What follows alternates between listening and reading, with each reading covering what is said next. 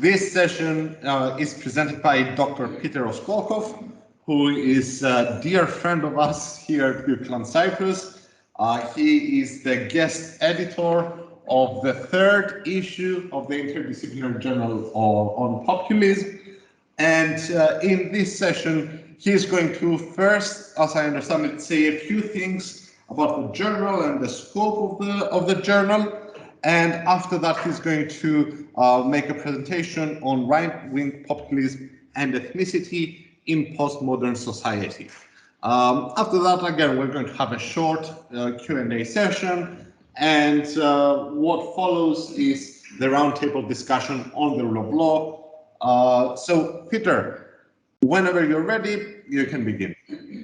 Thank you so much, Andreas.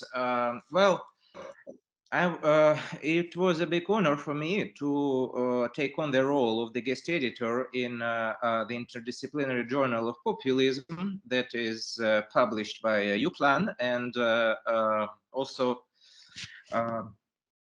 within the framework of this very nice and important populism project. Here we deal with the third issue. So the journal is already well established since two issues were already published, and now we are going to publish the third one. And as a guest editor, I received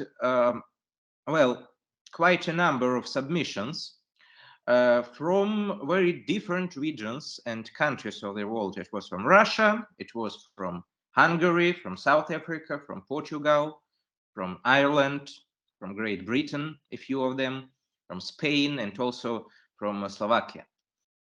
And also one very interesting submission from Nigeria, but it was not well up to the point, to be honest.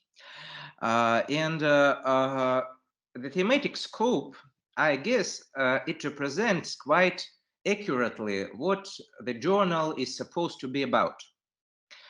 Because we see some theory, some empirical data, and some evidence, and also some details that combine somehow theory and empirical practice, if we may say so.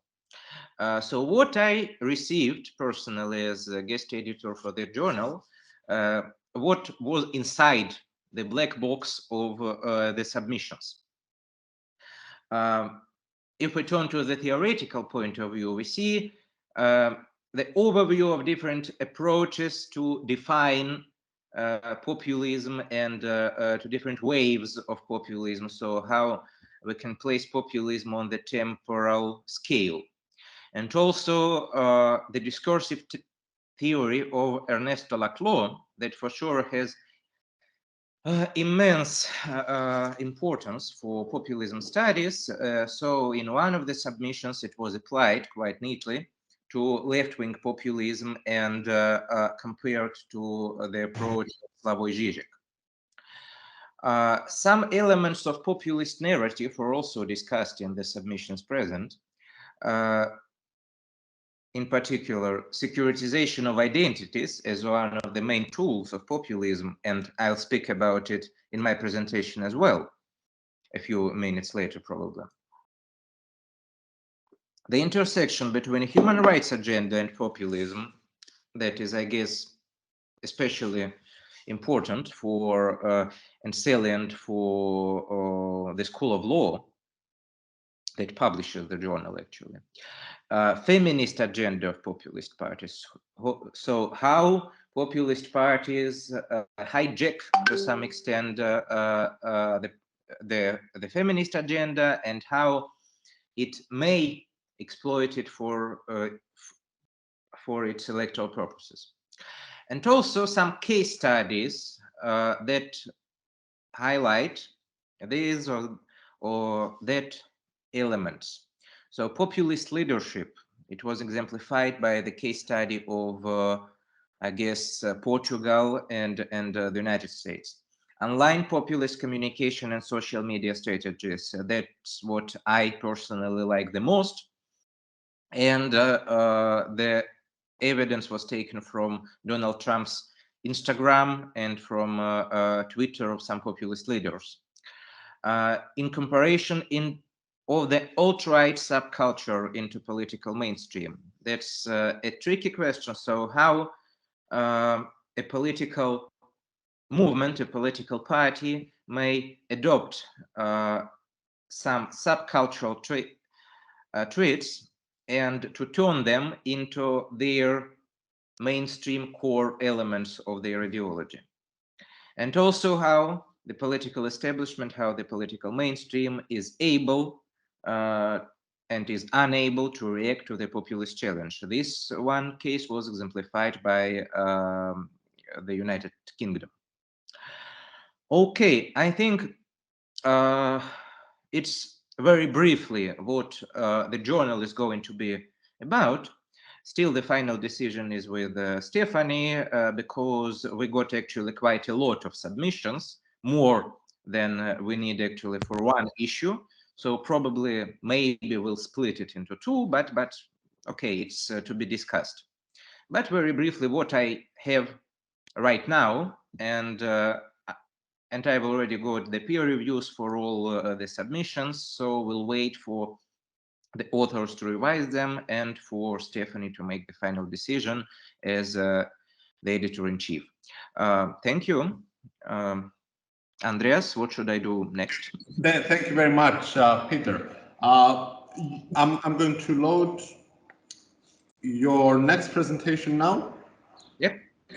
So you can go ahead with the presentation of your substantive, presentation, I should say.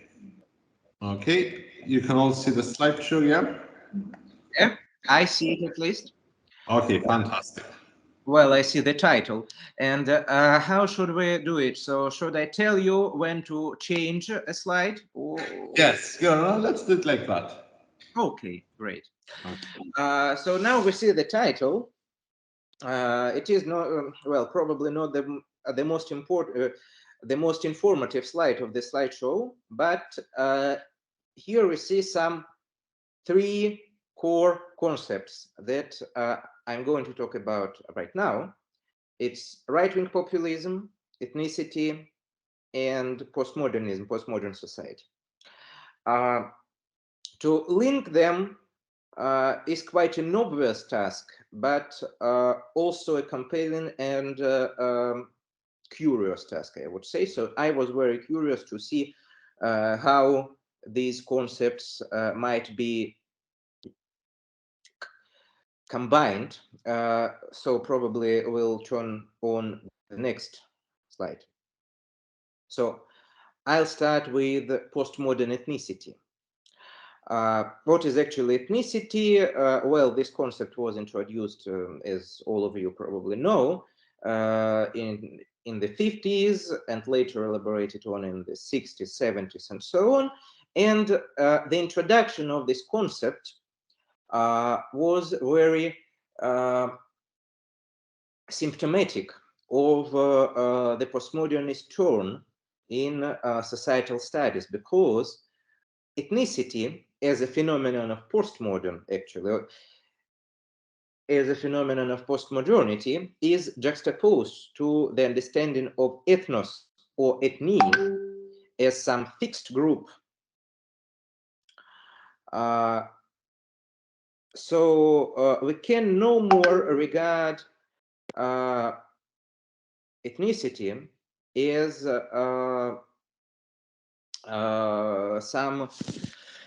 some stable and fixed group with characteristics. Just a moment, sorry. I'm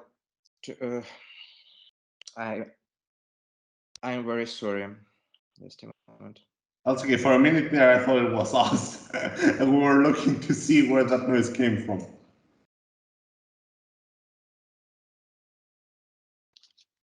Sorry.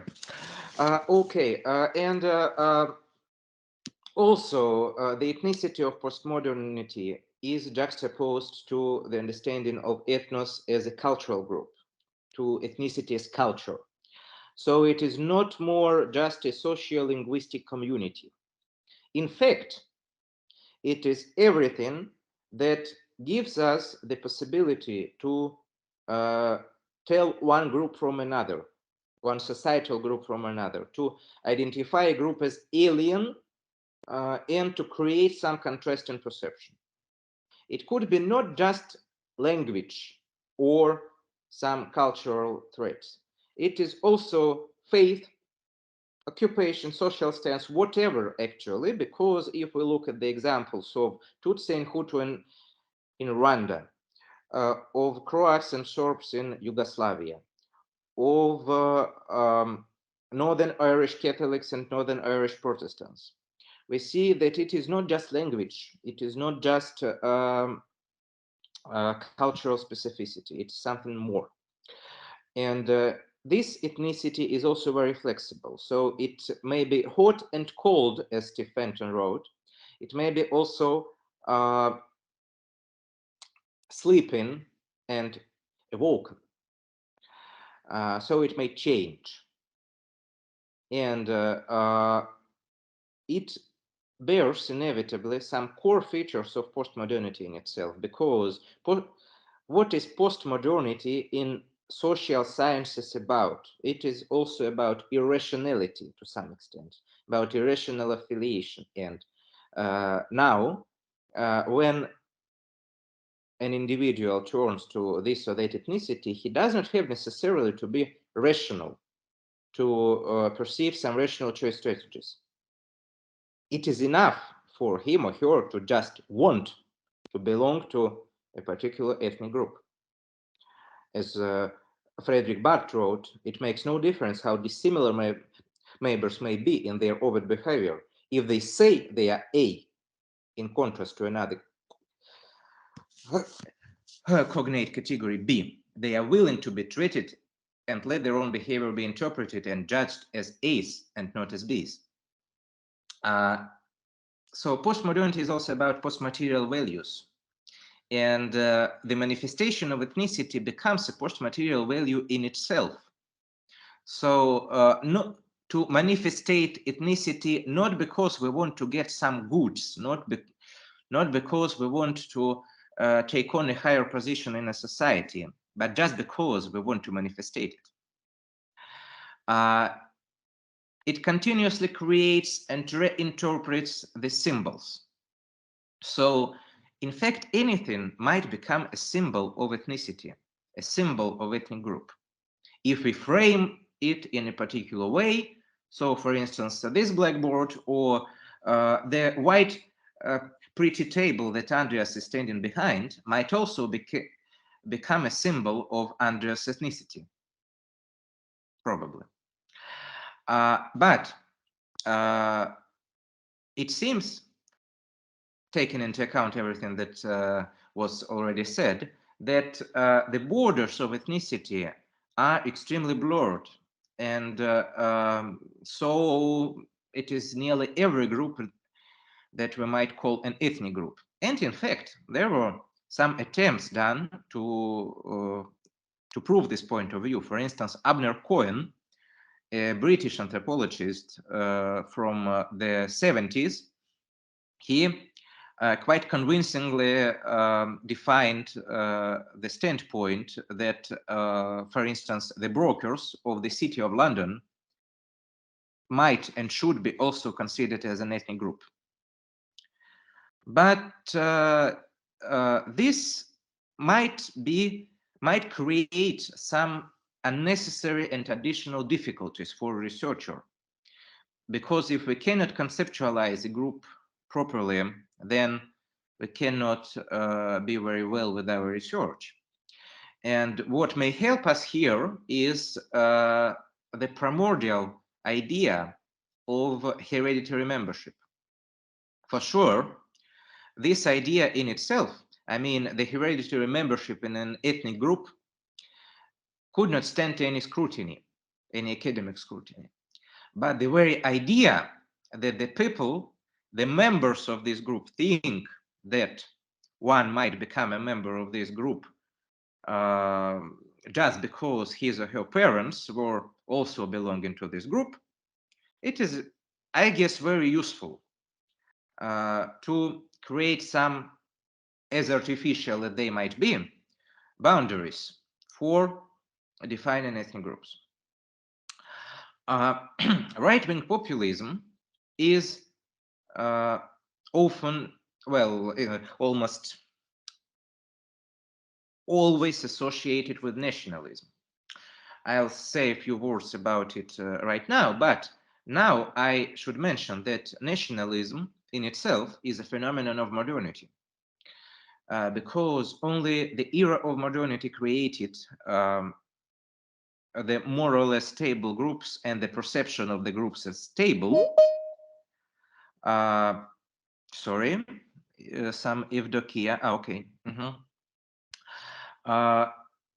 And modernity was struggling to bring some positivism, some rationalism into life. And with this struggle came also the perception of nations and of ethnic groups as inflexible categories. So now, in postmodern period, it should be transformed, and it has to be transformed. Since right-wing populism incorporates nationalism as one of its core elements, it also has to be transformed. But to its own good, I would say, because this postmodern flexibility offers some very nice affordances to right-wing populism. Andreas, can I ask you to change a slide? Andreas? Oh, I've changed it, no? Okay, now it is. Okay, thank you. It takes a few seconds, okay. Okay, thank you. So why I say that right-wing populism is about nationalism, is connected very closely with an umbilical cord with nationalism? Well, because if we take the famous distinction between left-wing or right-wing populism, I am not sure this is quite an accurate distinction, to be sure, and I'll explain why a bit later. But if we take on this classical distinction, we may say that left-wing populism is more about social inequality regarding the economic terms, about classes, about groups of elite and groups of, non-elite.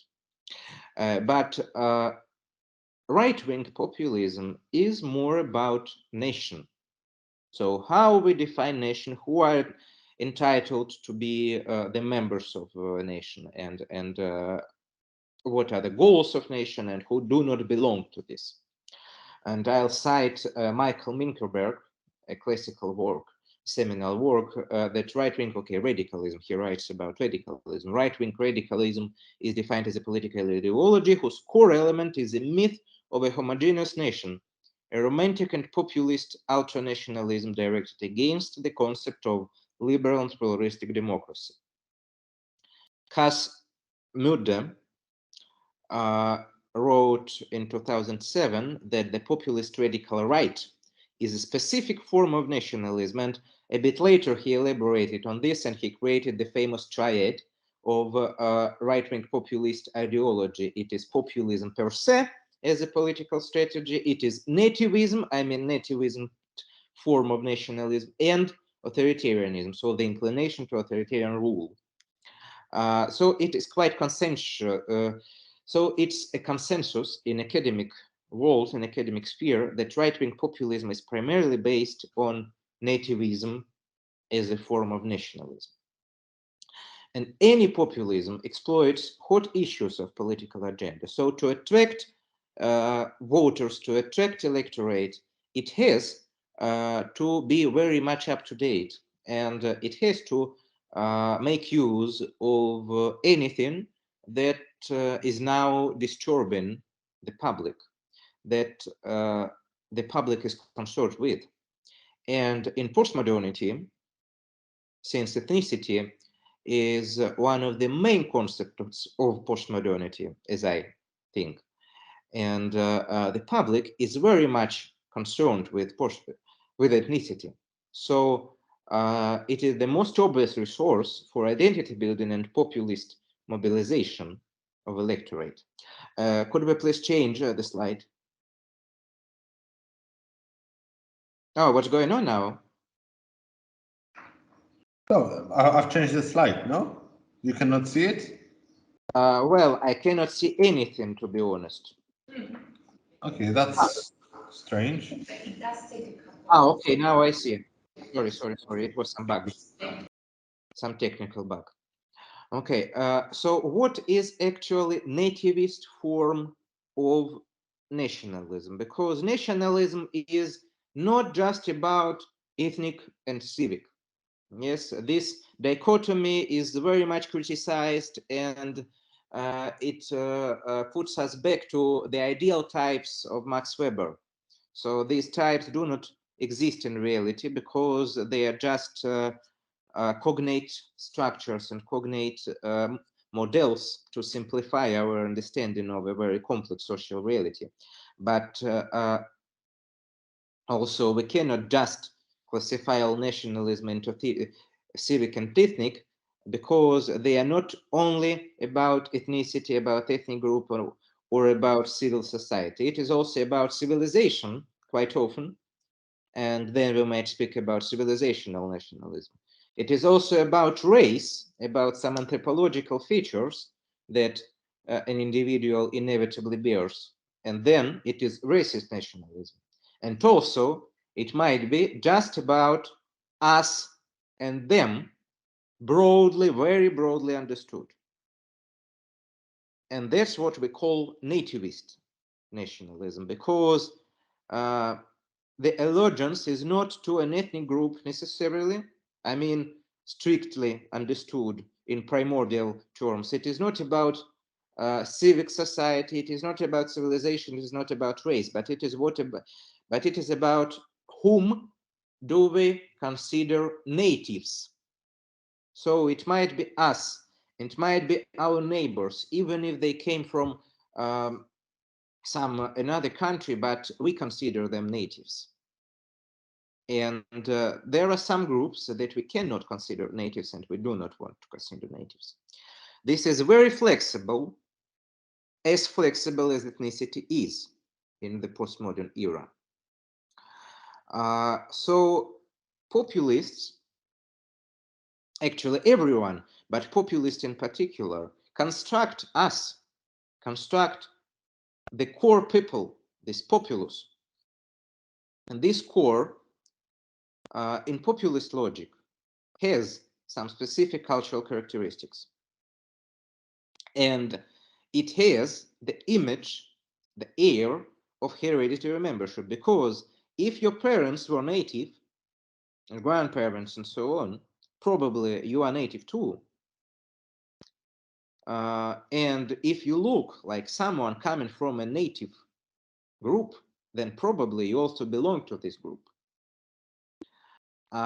So we might say that this populist core, this populace, is also a specific ethnicity constructed in the dichotomous way. Why in a dichotomous way? Because there is this core populist ethnicity. Ethnicity not as a social linguistic community, again, it is a postmodern ethnicity. And there is some other ethnicity of the others who do not belong to the natives. So we may say that nowadays, probably, it's my humble opinion, very, very humble, that it would be preferable to speak not about right-wing populism, but about ethnic populism or ethnopopulism. It is, I guess, it is more convenient because if we say right-wing or left-wing, it even subconsciously implies some economic connotations, probably. Maybe I'm making a very huge mistake, especially speaking in front of such wise and clever auditory, but usually even subconsciously we think about some economic terms, but they are no more defining. They are no more important for the ideological nature of the respective parties. I mean, right-wing populist or left-wing populist. Because if we take, for instance, Front National, okay, it is Rassemblement National right now,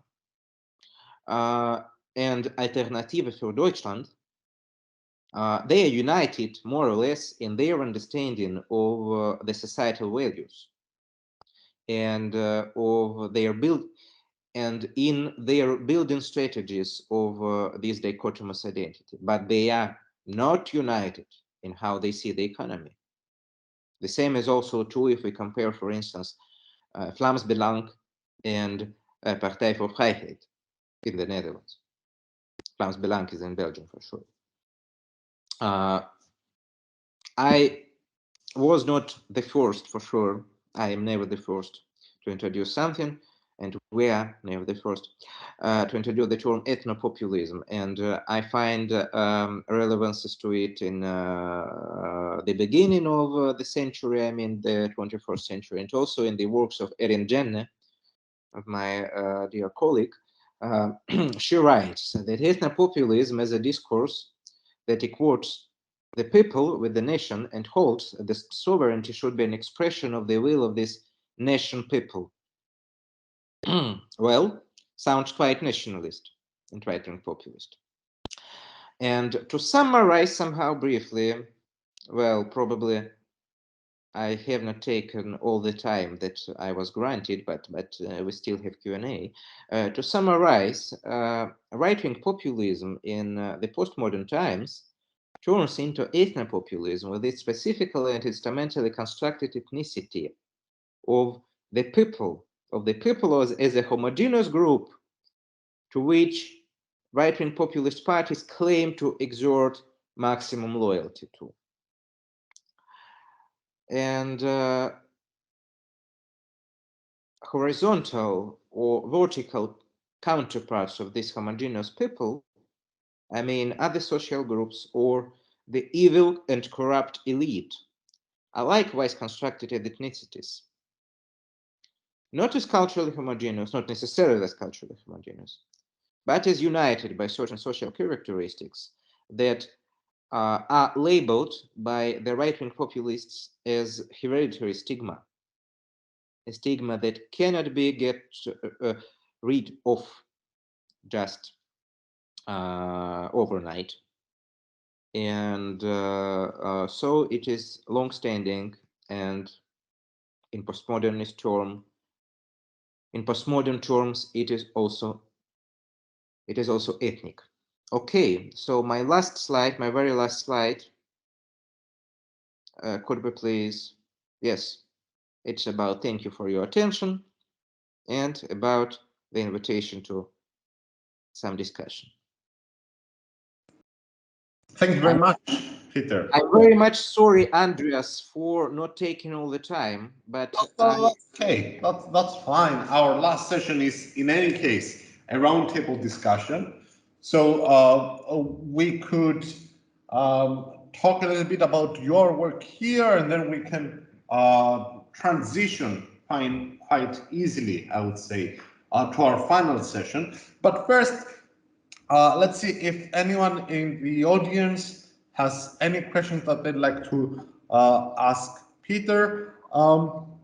Let me start by offering a comment, because I think that this morning we had a presentation by Dominic, who very interestingly posited this question about structuring the demos in populist discourse, in populist and anti-populist discourse. And I think that your presentation fits very well with that idea, because it seems to me that what you're suggesting with this postmodern idea of nationalism or ethno-nationalism is that it provides a certain flexibility.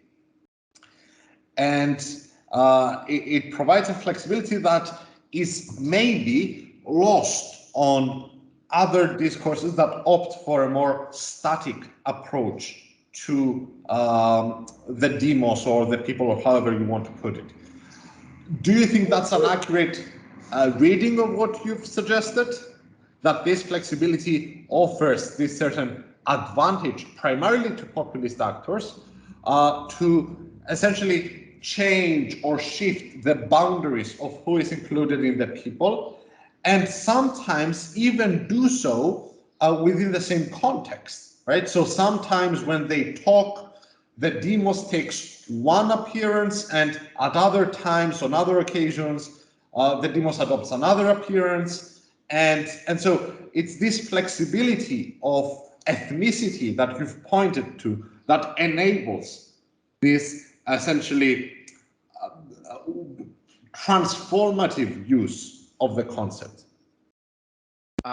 Yes, Andreas, it's quite an accurate summary of what I was intending to actually say, because yes, it's first and foremost this flexibility and the possibility of different kinds of framing that are the affordances that populist parties and populist actors in the very broad sense of this word have now in the postmodernist era. Okay, thank you. Cool. Yes, I mean, of course, if he wants to say something. Peter, to pick up on that, can you think of practical examples or cases where we've kind of seen this taking place? Because I'm thinking back to some famous populist rhetoric, right? And my mind immediately went to Donald Trump. And at times, I think he does actually represent some of what you're suggesting. So I think that at times, speaking about the people was kind of directly linked to, the classic American notion of the people. And at other times, it was a broader notion of the people. Sometimes it was English speaking, sometimes it was Christians, sometimes it was whatever else it might be, typically used to justify or to explain different policies or different legislative programs or legislations and so forth. Is that an example of what you had in mind? And do you have other examples that you think fit the bill in that respect? For sure, it's a very nice example. And I have also some examples from Western Europe, because if we look, for instance, at the discourse by Thierry Baudet, the Dutch right-wing populist contender, he quite nicely used interchangeably the concepts of the people. So, for instance, after the local elections in the Netherlands, he held a speech where he mentioned the Dutch people as belonging to the boreal world, yes, to the world of the north and of the Nordic countries, yes. So he shifted somehow, he switched to civilizational understanding. In other speeches, he talked about just the Dutch people, just ethnic Dutch. In other speech from, for instance, I guess it was 2017, he pointed at the importance of the universal acceptance of the Western values. And so in this speech, it was not important who were the people, the ethnic Dutch, the Nordic, the representatives of the Nordic race, or just everyone who accepts the liberal Western democratic values of the contemporary Dutch society. Pretty much the same we may see if we analyze somehow the discourse by Marine Le Pen. Yes.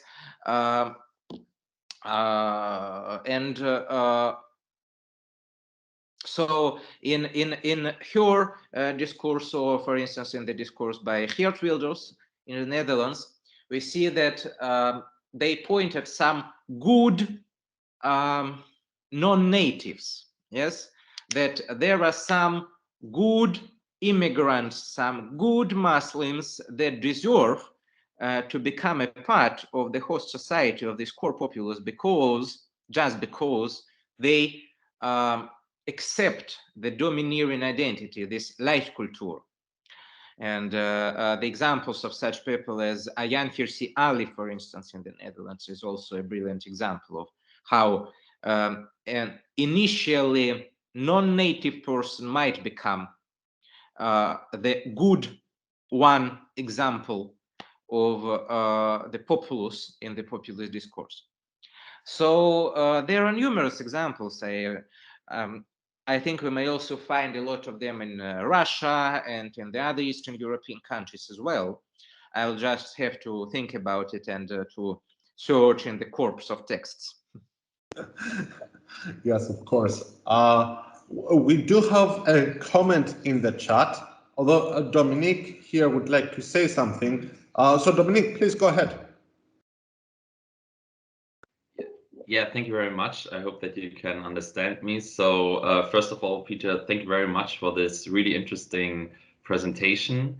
And I have a question about, I think it was on the last slide, where you talked about the concept of ethno-populism, where you said that it can somehow replace the typical dichotomy between right and left-wing populism, or that we can get rid of these terms and replace them by ethno-populism. And I have a question / remark, whether this, yeah, I don't know, if we get rid of these distinctions, do we not also get rid of their explanatory value? For example, Kasmude and Rovira Kaltwasser, they also use this distinction of inclusionary and exclusive populism. And for me personally, yeah, I find this step quite hard to go for like left-wing populist movements like Occupy Wall Street and the Indignados to talk about ethno-populism, because they definitely have some sort of heterogeneous form of the people. So my question would be, would you apply it to every populist movement, or yeah, how you whether you can clarify this distinction between ethno-populism and right-wing and left-wing populism? Thank you, Dominic, for a good possibility to clarify my standpoint. Because for sure, I wouldn't call every populism ethno-populism. It is only about right-wing, and even not about every right-wing. Okay, I'm afraid probably I seemed too radical. So I cannot say that I'm going to replace it entirely, but probably to add some additional axes to the classification. So about ethnicity, about the usage of ethnicity. Yes, indeed, most right-wing populist movements and parties are ethno-populist, as I may see from the empirics. Most left-wing populist movements are not, for instance, as Indignados or Occupy movement. They are not. If we come back to the distinction between exclusionary and inclusionary populism by Kaltwasser and Modde, well, I think it was in the work by Paul Taggart, or I may be mistaken, because yes, he or what, I cannot recall now exactly which author was it. Maybe it was Karin Priester probably it was Karin Priester actually, the late Karin Priester, who pointed at the fact that in fact every populism is exclusionary, but the point is, the difference is between which groups it tends to exclude. I see some reason behind this standpoint, and I would go for this. So have I answered somehow your question? At least I've tried. Thanks very much, both Dominic and Peter. Peter, there's a question / comment in the chat. So Dinesh suggests that he does agree with the use of ethno-populism that you've opted for. And he says that in India, this ethnicity idea is associated with Hindu ethnicity, Hindu ethnic culture. And his question is about whether, I guess, I'm kind of rephrasing his comment here.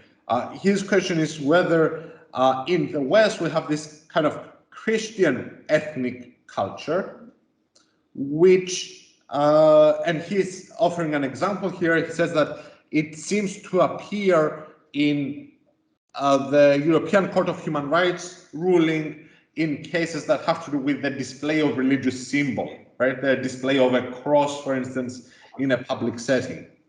So I guess that Dinesh's point touches on this idea, this concept of state neutrality and the extent to which a state should or be allowed to display explicit preference for specific values over others, for specific religions over others, and so forth.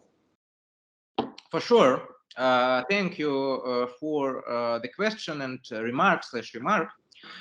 But yes, Christianity is and might be an element of ethnicity building in many European countries. But it depends on the goals and on the scope of a particular movement or a particular party or a particular actor, because, well, Christianity is regarded as an element of the Western country, of the European culture. And when populists frame somehow the European culture and frame their people, their united and common homogeneous people, as European, they point at some Christian values that unite these people. It does not mean that all the members of these people and even of this party go to church every Sunday. Usually they do not. So it is just a symbolic element to somehow unite, to somehow make the group more coherent, just to employ some symbol. And Christianity might become an element of ethnicity. But in some areas, it is more salient than in the others. For instance, if we look at the Balkans, where the intersections between different religious traditions are quite important, for sure, Christian ethnic mobilization in, let's say, the Netherlands would be far less salient and far less mobilizing, sorry for tautology, than Christian ethnic mobilization in Croatia or in Bosnia. And here we should also take into account the fact that Christianity is quite diverse, and it is useless to make Christianity an element of ethnic mobilization, for instance, in the Northern Ireland, just because Northern Ireland is structured along different cleavages, about cleavages in Christianity itself between Catholics and Protestants. So what I'm trying to point at with these examples is that for sure Christianity is quite an important and viable resource, but its practical usage depends on the regional and national context in every corner of Europe and of the Western world, for instance. For sure, I mean, also in the United States, also in Latin America, also in Canada. Yes. Thank you very much, Peter. I think that was quite clear. Is there anyone else who'd like to ask a question or make a comment? Anything that you'd like to point out? Nadia? I was thinking of the ethnopopulism concept. I'm very sorry, I don't hear anything. Okay, I came closer to the microphone. I hope you can. Now it's okay. Okay, perfect. Thanks. I was thinking about the ethnopopulism concept, and I think it's by taking up populism out of the economics, let's say, about the left-wing, right-wing concept and the connotations that this has with economics to them, actually feeds some of the historical practical cases, and I'm not sure whether those in the room would agree with me. In Cyprus, for example, where we have these strong divisions left and right, economic background is the last concern. It was ethnicity, it has always been ethnicity and religion that has been top, because maybe until recently, I'm not sure what the latest decisions on that have been, but until recently, Cyprus was one big middle class. We didn't have very poor, very rich. We didn't have a strong proletariat because we had no industry in the European sense of the term. So ethnopopulism would actually help it would really help as a concept to actually throw the light in societies where issues like language, culture, historical background, and religion and tradition would play a much stronger role. Because maybe, and this is an assumption that I'm making right now, maybe some cases have fallen under the radar. Cases that didn't have very strong economic connotations associated with them have actually fallen under the radar for quite some time. And now that there is this broader growth of populism in big centers like France, like Italy, I'm speaking about Europe, but also in the United States, only now I see this broader understanding on how deep these divisions may be. I think in the past it was mostly people on the Balkans and in the Middle East that were better that were paying attention to this kind of situations, and now we see this problem actually being moved westwards. This just as a comment overall, and I would be very, very much interested to read more on this concept from a perspective that is not my own. Thank you. Thank you for your comment. I would just, if I may, I would just add that indeed right-wing populists are usually not that much concerned with economy. So they are more concerned about ethnicity indeed. But left-wing populists, as we look, for instance, at the examples of Podemos,